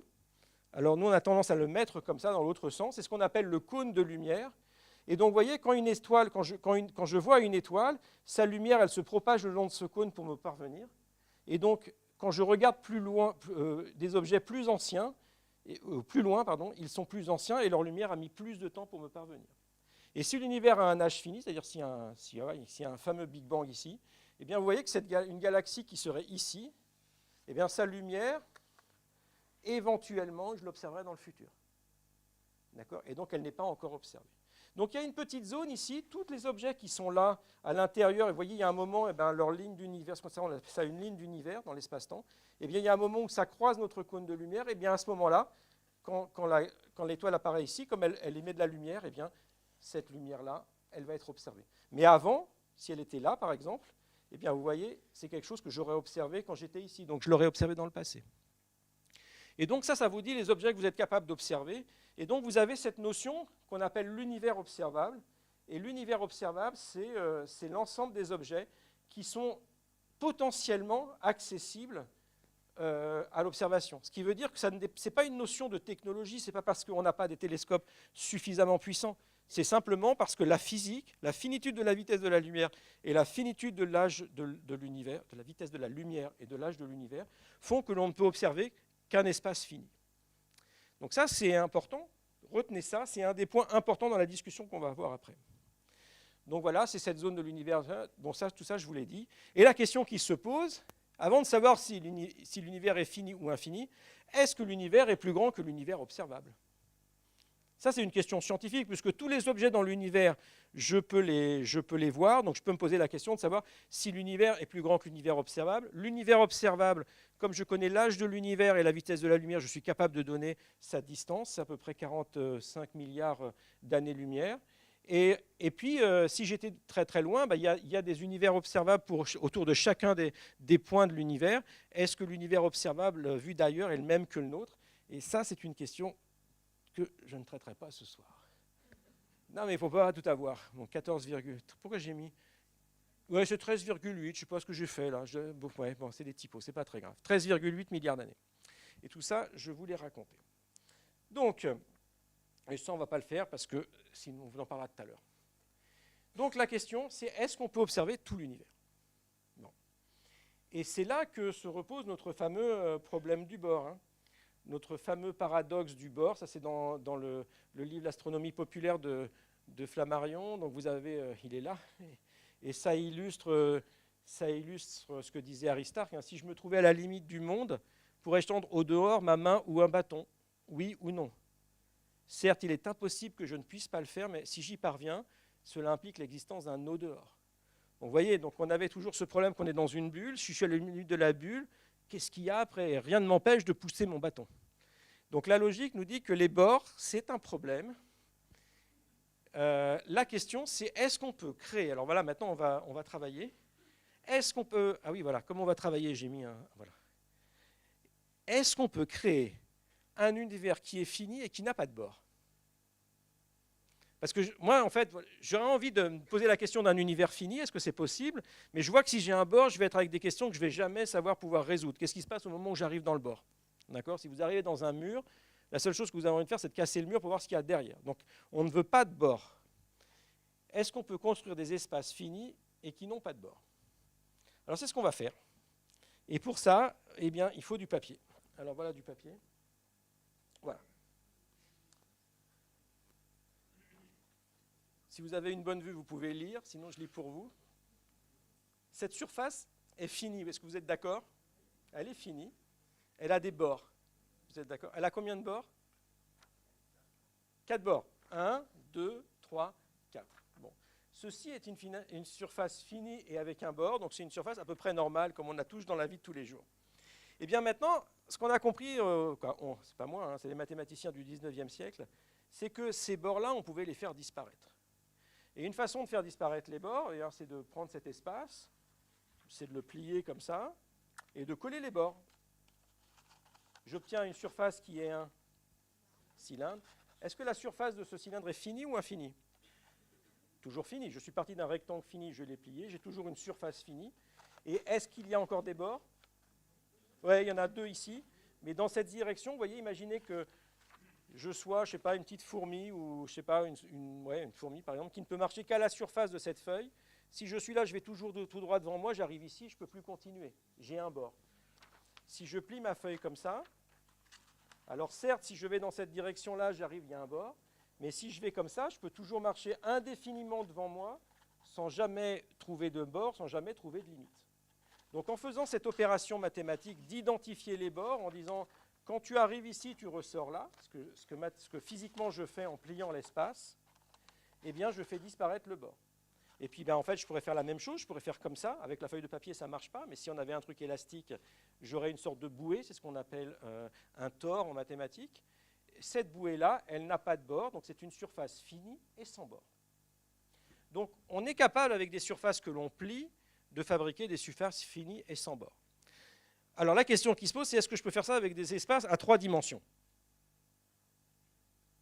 On se dit c'est difficile parce que pareil, il faudrait... Mais en fait, mathématiquement, on s'est rendu compte que c'est tout à fait possible de construire des espaces à 3 dimensions qui sont finis et sans bord. Et tout à l'heure, pour une surface, eh bien, je suis parti d'une surface finie dont j'ai collé les bords. Eh bien, si je prends cette pièce, c'est un rectangle, un parallélépipède rectangle, hein. Il y a des limites qui sont les murs. Et bien, si je dis que je colle ce mur à celui-ci, c'est-à-dire que je suis capable de passer à travers le mur, mais quand je passe à travers le mur, il est collé avec celui-là, donc je ressors ici. Donc je ne peux pas sortir, je reste là. Et puis pareil avec ces 2 murs-là, et puis le plafond et le sol, eh bien, je vais faire l'équivalent, c'est aussi un tore, mais c'est un tore à 3 dimensions. Donc c'est exactement la même construction mathématique que celle de la feuille que j'ai pliée. Ce n'est pas plus difficile à concevoir, c'est juste plus difficile pour nous à l'imaginer parce qu'on ne peut pas en faire une représentation mentale en pliant des objets, alors que je peux le faire pour la surface. Est-ce que ça vous convainc qu'il existe de telles surfaces? Oui? Disons, quand je dis il existe, mathématiquement, il existe de telles surfaces et de tels volumes. Donc on sait construire des volumes qui sont finis et sans bord. La question, c'est comment est-ce qu'on va savoir si si l'espace il est très grand, avec, voilà, on serait dans une boîte qui se replie sur elle-même, comme le Thor par exemple, ou est-ce qu'il est infini? Comment est-ce que je peux faire la différence? Comment est-ce que vous feriez si vous... Ouais, c'est compliqué la courbure de l'espace là. Toi, tu es en un point. Tout à l'heure, la petite fourmi, elle prenait un mur.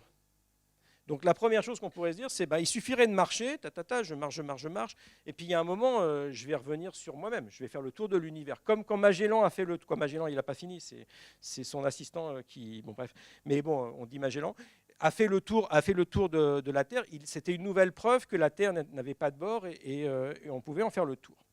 Alors ce qu'on va faire, ça on ne peut pas le faire, mais comme tout à l'heure, on va passer avec la lumière. Donc voilà. Ça, c'est de l'art aujourd'hui. C'est le PowerPoint de l'époque. Voilà la Terre, ici, c'est nous. Et voilà une galaxie. D'accord ? La galaxie émet de la lumière, et donc la lumière va de la galaxie vers la Terre. Ça, c'est ce qui se passe dans l'univers. C'est bon ? Maintenant, si l'univers n'a pas de bord, c'est-à-dire que j'ai replié comme ça, il va se passer des choses un petit peu différentes. Alors, c'est là où on voit si j'ai fait mes dessins comme il faut. Voilà. Donc vous avez le chemin ici de la Terre, le chemin noir que j'avais tracé tout à l'heure, donc le chemin direct, mais vous avez aussi un chemin qui dit que la galaxie, alors attention, c'est là, elle peut émettre de la lumière là, il n'y a plus de bord, donc elle peut continuer à traverser, et puis elle va arriver par l'autre côté. Est-ce que vous voyez comme ça ? Voilà. Donc il y a plusieurs chemins pour la lumière à aller de la galaxie à la Terre. Donc en tant qu'observateur sur la Terre, je vois au moins 2 fois la galaxie, une fois dans cette direction-là, parce qu'il y a de la lumière qui arrive comme ça, et une fois dans cette direction-là, parce qu'il y a de la lumière qui arrive comme ça. Alors cette distance est plus courte, donc celle-là, je vais la voir plus proche, et puis dans cette direction-là, elle va être plus loin. Donc si l'univers est comme ça, il y a des galaxies que je vais voir 2 fois dans le ciel, une fois proche, une fois loin. Donc avant de savoir que c'est 2 fois la même galaxie, je vais avoir des problèmes, mais éventuellement, je vois que je commence à avoir une solution. Là, si j'arrive à reconnaître 2 fois dans le ciel la même galaxie, peut-être que ça va le faire.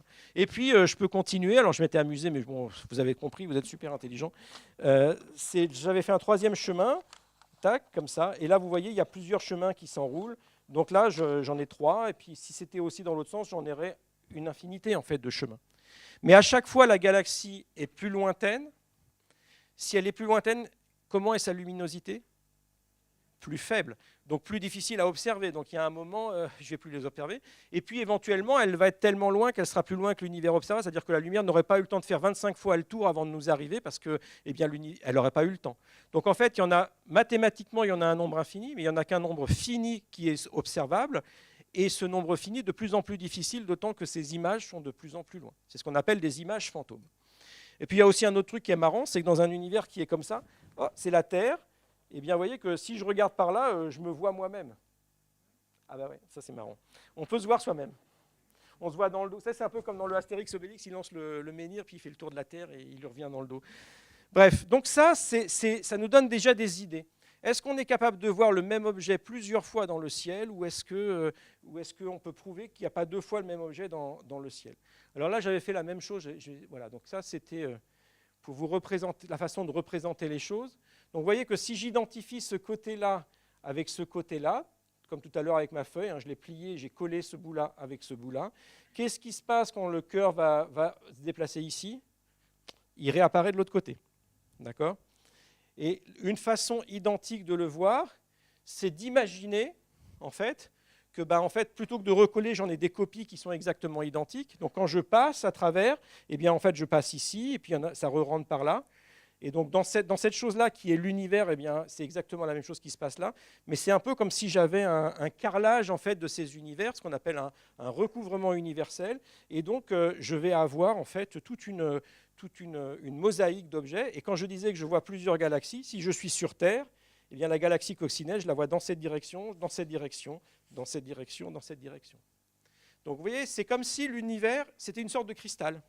S'il a cette structure-là, il va y avoir plein de galaxies, plein d'étoiles à l'intérieur de l'univers, mais l'ensemble va être démultiplié comme sur un carrelage, et on veut savoir, depuis un point ici, si l'univers est comme ça ou pas. Voilà, ça c'est la question qu'on veut se poser. J'avais fait des petits dessins, vous avez tout compris. Ah oui. Alors, tout à l'heure, j'ai collé comme ça. J'aurais pu faire un truc très, très drôle aussi. j'aurais pu coller, parce qu'en fait, là, j'ai collé d'une certaine façon, ça va être difficile, là. Non, je vais le faire comme ça. Hop. Tout à l'heure, j'ai collé comme ça, mais j'aurais pu coller, au lieu de mettre les deux bords comme ça, j'aurais pu les retourner comme ça. D'accord ? Vous avez tous fait ça à l'école. Et cette surface, elle est marrante parce que si je suis le long, ben en fait, une fois je passe d'un côté, une fois je passe de l'autre. Donc en fait, elle n'a plus deux faces, elle a plus qu'une seule face. Et donc un objet comme ça, on dit que c'est un objet qui n'est pas orientable. Et je peux le faire aussi avec des surfaces à 3 dimensions. Donc ça, je vais vous le passer parce que c'est n'importe quoi. Non, c'est pas n'importe quoi, c'est juste que vous avez tout compris, donc je ne savais pas comment j'allais le présenter. Et donc voilà les différentes façons avec un rectangle. Soit j'identifie deux faces identiquement, j'obtiens un cylindre. Alors c'est une face qui est orientable, ça veut dire qu'il y a vraiment deux faces, je peux dire que je suis à l'intérieur ou à l'extérieur, et qui est fermée, mais qui n'est pas fermée, qui a encore des bords. Pareil, je peux faire, comme tout à l'heure, donc je fais un demi-tour et j'obtiens cette surface qu'on appelle le ruban de Moebius, et donc qui n'est pas orientable et qui n'est toujours pas fermé. Je peux identifier cette face et cette face, cette face et cette face, j'obtiens un tore, cette sorte de donut, qui est un espace fini qui n'a pas de bord et qui est orientable. Et puis pareil, je peux faire, une fois je fais sans faire de demi-tour, et là je fais un demi-tour, et j'obtiens ce qu'on appelle une bouteille de Klein, Oscar Klein. Et donc c'est une bouteille, c'est un volume une surface qui est finie et qui n'est pas orientable. Donc il n'y a pas d'intérieur et d'extérieur en fait dans une telle bouteille de Klein. Vous voyez que si vous êtes là, vous passez par là, vous êtes à l'intérieur, et en fait vous retournez à l'intérieur. Donc l'intérieur est à l'extérieur de l'intérieur de l'extérieur. Donc c'est assez, ouais. Donc ça c'est avec une feuille de papier. Et alors on peut se poser la question pour l'espace, combien il y en a des solutions là. Pour le plan euclidien, il n'y en a que 4. C'est pratique. Et pour l'espace à 3 dimensions, alors si c'est un espace qui est euclidien, c'est-à-dire qu'on a la géométrie habituelle dans cet espace-là, eh bien on a 17 possibilités. Donc on a un certain nombre qui ont, voilà, je vous ai tous représentés, donc des cubes dont on identifie les faces. Donc là les portes, vous voyez, les portes sont identifiées aux portes là comme ça. Donc avec des demi-tours, des quarts de tour, donc il y a plusieurs possibilités. Il y en a qui sont comme le cylindre, c'est-à-dire qui ont encore une dimension qui va rester infinie. Et puis là, qui sont comme des tranches, où il y a encore 2 dimensions infinies, mais il n'y a qu'une seule direction où l'espace va être fini. Donc ça a été classifié par les mathématiciens à la fin du 19e siècle. C'est pour la géométrie euclidienne. Il y a d'autres types de géométrie. Pour ces autres types de géométrie, on connaît aussi la classification des espaces. Donc la question, c'est est-ce qu'on peut savoir si l'univers est comme ça? Et c'est ce que j'ai déjà, en fait, je l'ai anticipé, je l'ai fait 2 fois. C'est bien, il faut répéter dans la vie. Donc ça, c'est représenté de façon un peu plus jolie que ce que je vous ai raconté avec mon morceau de papier. C'est que je vais observer ces galaxies plusieurs fois dans le ciel. Et vous voyez, sur le tore, en fait, c'est que la lumière va s'entourer plusieurs fois autour de ce tore. Donc il va y avoir de nombreux chemins. Alors regardons ce que ça fait pour un univers à 3 dimensions. Donc ça, c'est une petite simulation numérique que j'ai fait avec un outil qui a été fait par mon ami mathématicien Jeff Weeks aux États-Unis. À l'époque, on travaillait sur ça, c'était pour montrer à quoi ça pouvait ressembler. Donc imaginez que je prenne un univers qui est une boîte dans laquelle il n'y ait qu'une seule galaxie, dans laquelle j'habite moi-même. Il n'y a pas d'autres galaxies. Et puis là, les phases de même couleur vont être collées les unes avec les autres. Donc ce n'est pas un cube, c'est une surface un petit peu plus compliquée. Donc je vais coller les faces, ce qui veut dire que je vais les ouvrir, mais j'ai laissé des arêtes. Et donc vous voyez, on va voir cette galaxie-là. Comme sa lumière fait le tour, mais il y a un jeu de miroir un petit peu compliqué, eh bien voilà ce que je vais observer. Et si j'enlève complètement tous les trucs là, voilà le ciel que j'observerai. Donc je suis dans cette galaxie et j'observe un ciel qui est constellé de galaxies. Donc j'ai un univers fini qui, pour un observateur qui est à l'intérieur, lui donne l'illusion qu'il est dans un univers qui peut-être pour lui pourrait apparaître infini, parce qu'il voit une démultiplication d'images. Alors vous voyez que ici, j'en ai mis qu'une, mais imaginez que je mette plusieurs. On sait qu'aujourd'hui, il y a plus qu'une seule galaxie dans l'univers. Imaginez que je mette plusieurs milliards de galaxies à l'intérieur de cette boîte, ce jeu de miroir. Ben en fait, est-ce que je peux faire la différence entre ça et un univers où il n'y a pas cette propriété-là? Et ça, c'est une question qu'on s'est posée dans les années... C'était à la fin de ma thèse en fait, que j'ai fait ça, donc 98, 99, début des années 2000. Et on a essayé de mettre des contraintes sur la taille minimale que pouvait avoir l'univers, par rapport à la taille de l'univers observable, qui est la taille la plus grande jusqu'à laquelle je peux observer. Donc on a fait ça, Et vous voyez, il y a un truc quand même, c'est que... Ah, j'aurais dû faire un dessin. Si j'avais deux galaxies, eh bien en fait, toutes ces images font que la distance entre... Il va y avoir des paires de galaxies qui vont être séparées avec toujours la même distance, qui vont être reliées en fait à la distance de l'espace. Et donc c'est un peu comme dans un cristal. Les galaxies ne vont pas être à des distances complètement arbitraires. Et donc on peut se poser la question, mesurer les distances de toutes les galaxies 2 à 2 dans un catalogue de galaxies. Et ce qu'on devrait voir, plutôt que d'avoir une distribution du nombre de galaxies en fonction de la distance, qui aurait une forme à peu près comme ça, eh bien, il y a, pour certaines distances qui sont caractéristiques de la taille de la boîte dans laquelle on vit, il y a des pics. Donc l'idée, c'était de se dire, on prend les plus grands catalogues de galaxies connus, on fait cette statistique-là, et on voit s'il y a ces pics ou pas. Donc ça, c'est la première idée. On avait appelé ça la cristallographie cosmique. Et ce qu'il y a, c'est qu'on avait trouvé à l'époque qu'il n'y avait pas, vous voyez, c'est 99-2000. Eh bien, ça, c'était pour un Thor, par exemple. Et en fait, on voyait que jusqu'à la taille du catalogue de galaxies, on ne voyait pas du tout de structure comme celle-ci. Donc ça, c'était un peu, bon voilà, c'était décevant. Mais on est allé plus loin et on s'est dit, est-ce qu'on peut, quelle est la taille ultime que l'on peut mettre sur la taille de l'univers? Et pour cela, on a utilisé cette observation-là, qui est le fond diffus cosmologique. Alors cette image-là, qui est une ellipse, en fait, représente une sphère qui est autour de nous.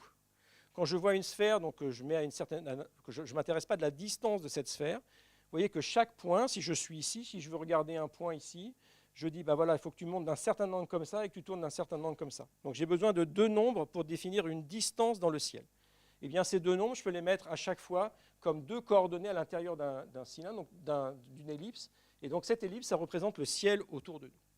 Donc cette image, c'est de la lumière qui a une température de 2,7 Kelvin, donc très proche du zéro absolu, et qu'on a détecté pour la première fois à la fin des années 60, et qui est en fait la plus vieille image électromagnétique de l'univers. L'univers était très chaud, se refroidit, et au moment où les atomes se forment, c'est-à-dire où les noyaux atomiques et les électrons se combinent pour faire des atomes qui sont neutres, la lumière est libérée. Et ça se passe environ 300 000 ans après le Big Bang. Et ce moment-là, on peut l'observer, et c'est ce qu'on voit. Alors pourquoi il y a des petits points? C'est qu'on a enlevé la température moyenne, et puis il y a des points qui sont un peu plus froids et des points qui sont un peu plus chauds. Et en fait, ces petites fluctuations de température dans les différentes directions, ça représente des fluctuations de la densité de la matière qui est d'environ 1 pour 100 000. Et c'est ces petites fluctuations-là qui vont donner les galaxies plus tard. Donc on sait relier ces petites fluctuations-là à l'image que je vous ai montrée tout à l'heure de la distribution des galaxies. Donc c'est aussi pour ça qu'on a une image cohérente de l'univers. Et donc on s'est dit, mais ça, c'est un truc qui a lieu partout dans l'univers. Et bien si l'univers est fini, qu'il se replie sur lui-même, on devrait le voir dans cette photo. D'accord? Ah oui. Comment? Donc, c'est ça la question. Donc voilà l'univers. Donc j'ai repris comme tout à l'heure un dessin. Ça c'est la Terre et ça c'est cette surface que j'observe autour de moi, d'accord? Et vous voyez que si cette surface donc, qui va me donner à l'intérieur c'est l'univers observable, si je la replie et que je colle à ce niveau-là qui est plus petit que cette taille-là, eh bien, il y a des points de cette surface que je vais observer dans deux directions différentes. La même direction de l'univers va s'observer dans deux directions différentes. Alors regardez pourquoi. Vous vous rappelez tout à l'heure, si je coupe, ça veut dire que je peux couper ici, je prends cette image et la coller ici. D'accord? C'est identique. Donc voilà ce que ça fait. Voilà l'univers. Et donc vous voyez, ce point-là ici, eh bien, il émet de la lumière dans deux directions où il y a deux copies de la Terre, image fantôme, qui est la même Terre physiquement, mais qui a deux endroits dans ce recouvrement universel. Et donc de la Terre, eh bien, vous voyez, je vois ce point ici. Je vois ce point ici, et ces deux points-là sont identiques. Ces deux points-là sont identiques. D'accord?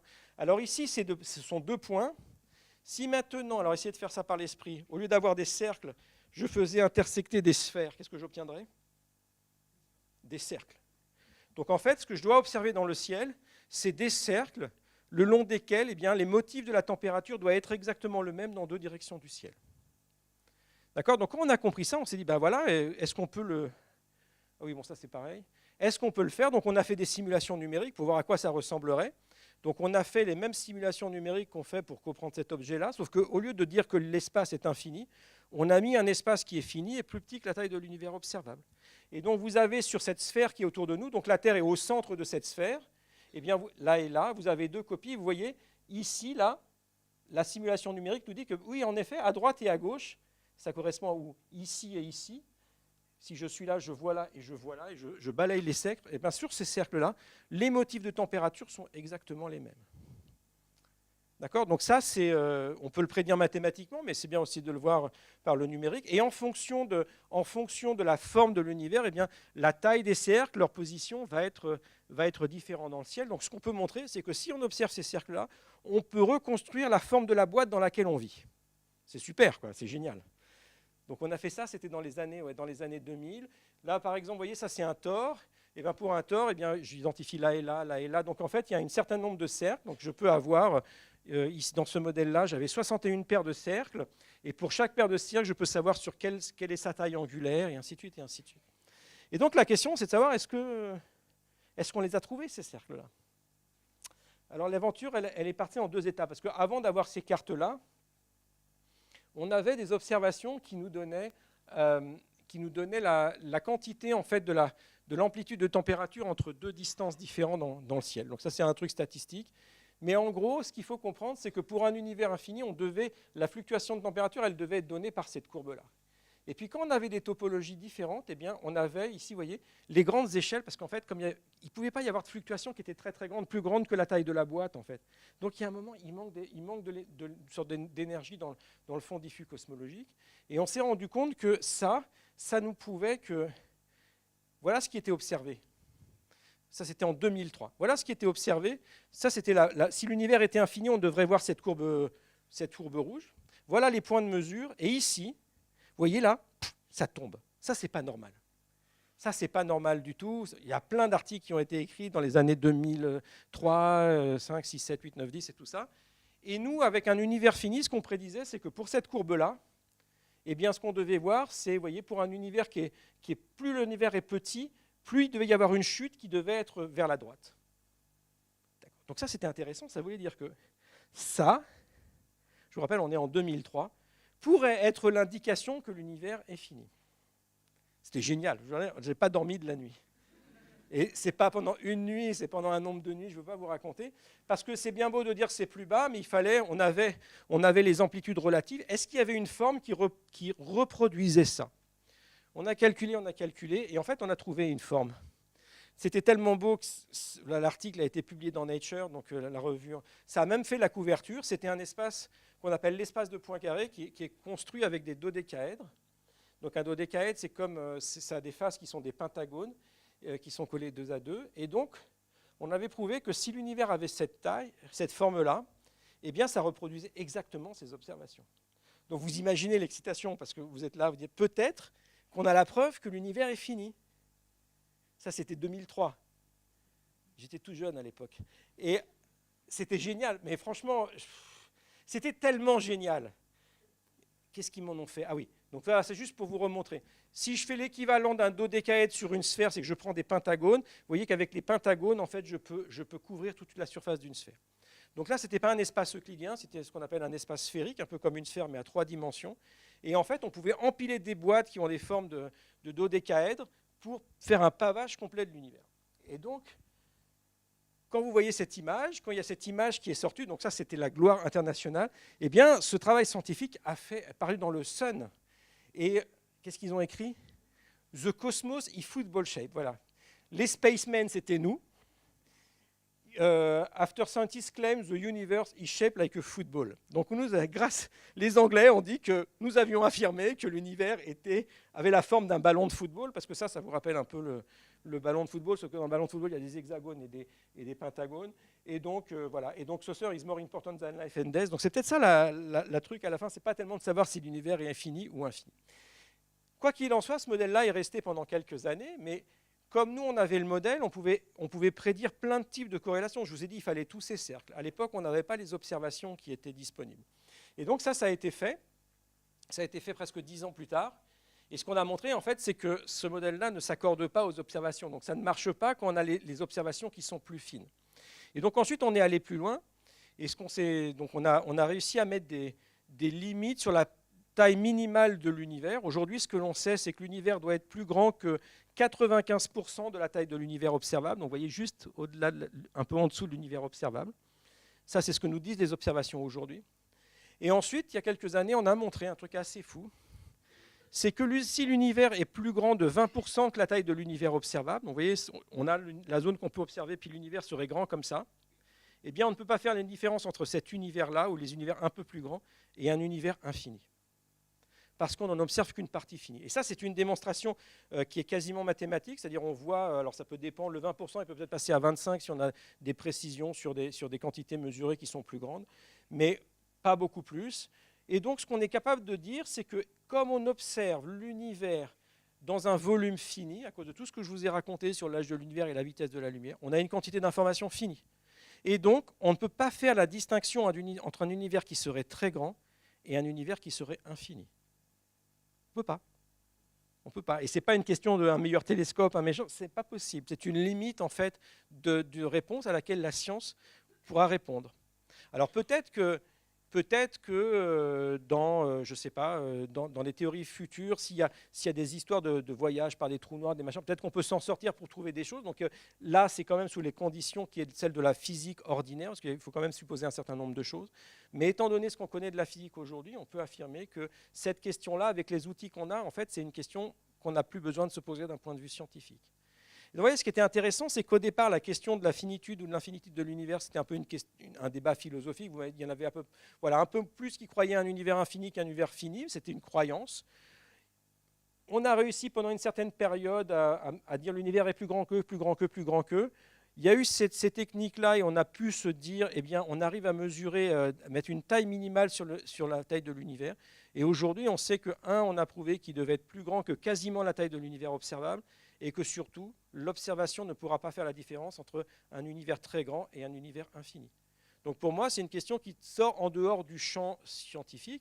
Il y a des raisons pour d'autres raisons, qui sont des raisons de théorie, de physique théorique, mais sur des choses que je ne peux pas prouver, tester par l'expérience ou par l'observation. Donc ça redevient finalement d'une certaine croyance dans un cadre théorique qui peuvent favoriser un univers fini ou infini, mais j'ai en fait des arguments dans les deux côtés, donc finalement, je ne peux pas trancher. Et donc ça devient une question que l'on ne peut pas trancher. Et donc, quand je vous disais au début, c'est ça que je trouvais intéressant dans cette histoire-là, c'est qu'on voit qu'une question, pendant un temps, eh bien, elle peut passer au crible de la démarche observationnelle et expérimentale, et parfois, il y a des questions qui, pour un temps, restent en suspens. Et là, on en est cette période où, finalement, on ne peut pas savoir. Peut-être qu'on va améliorer un petit peu les contraintes, mais aujourd'hui, on ne peut pas vraiment en dire plus. Donc voilà, je vais m'arrêter là quasiment, c'est ça. Donc voilà, donc tout ça, vous avez vu, donc ce qu'on a fait... en plus de 25 siècles, c'est toute cette construction d'échelle de distance dans l'univers, et que ça nécessitait beaucoup de méthodes, ça nécessitait de comprendre la physique, la géométrie, mais aussi l'évolution des technologies. Donc c'est à la fois une évolution technique, une évolution scientifique, une évolution conceptuelle. Et puis on a cette image hiérarchique de l'univers avec les galaxies en amas, en grande structure. C'est quelque chose d'assez révolutionnaire en fait, parce que ça ne fait pas longtemps qu'on a cette image de l'univers. On sait qu'éventuellement, ça va continuer sur des distances qui sont énormes. Donc, il y a des centaines de milliards de galaxies dans notre univers observable, chacune avec plusieurs centaines de milliards d'étoiles.